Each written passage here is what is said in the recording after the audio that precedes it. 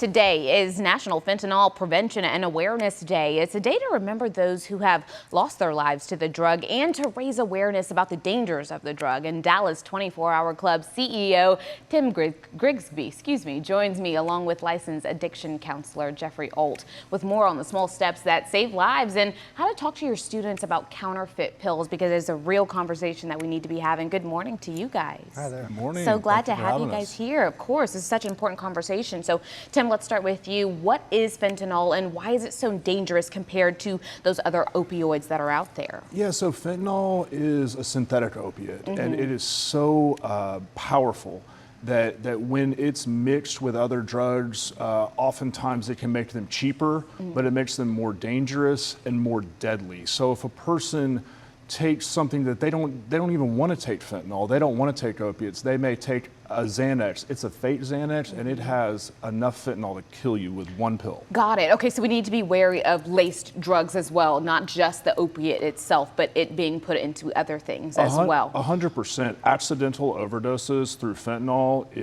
are amazingly high. Almost 50,000 people in 2024 nationwide died of that. My goodness. Okay, I was just about to ask you, took it right out of my mouth. What is the impact of this opioid? But you just said it right there. So remind our viewers, if you could, about Dallas 24-Hour Club and how you guys serve the community. Sure. Dallas 24-Hour Club is located in East Dallas. We provide transitional living, support services, and essential life skills for homeless alcoholics and addicts so they can embrace long-term sobriety and become productive and contributing members of society. We also operate kind of a drop-in center that's open to the public where anyone can come get some help, and we try to reduce the barriers to people getting sober and off the streets. You know, I love that because of the simple fact that the hardest part about changing anything about your life is starting, right? And so having that door that's open and you don't have to feel wary about who to ask or where to go is so important. Having those resources is incredibly important, and the knowledge of them. Now, students are back in school. They've been back in school for the last few weeks now. So this is a concern for a lot of parents. I'm sure parents want to have those conversations, but they don't know where to start. And so tell me, do you have any conversation starters that might ease parents into this when it comes to, I mean, even their younger children all the way up to teenagers? You just got to grab the bull by the horns and have the conversation. You just have to talk about it. I mean, as kids enter into high school, I mean, they're going to be exposed to their friends and their peers experimenting with alcohol and drugs and other substances potentially. And you got to talk about what your family rules are. Like, we have zero tolerance. We won't accept that. It's unacceptable.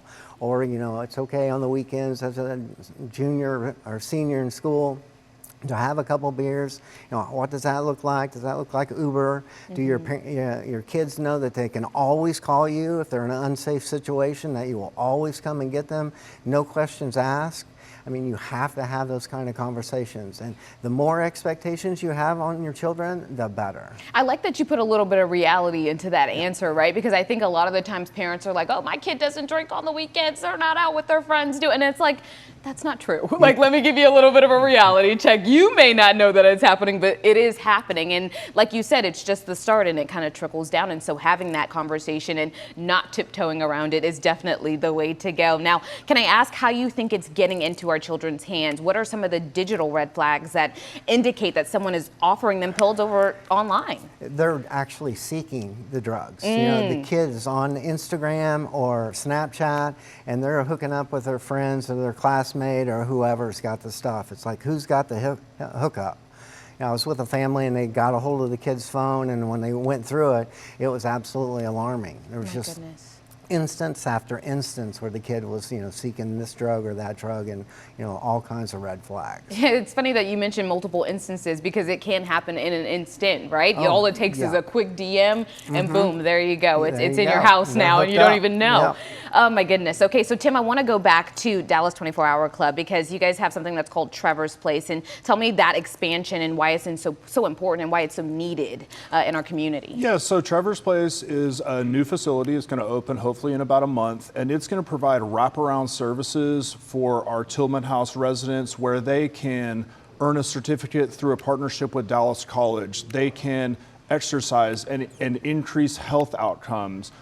They can be in community with other people, and it's more about providing more than just a place to stay, but really preparing our people for when they leave and they're back in society. So those wraparound services increased living wages, increased health outcomes, and really kind of a holistic view, but preparing them for when they're not at Dallas 24-Hour Club. Exposing them to those real life circumstances that they will face once they leave the center. I like that. Tell me, where can people find so much more about 24-Hour Club if they are in need?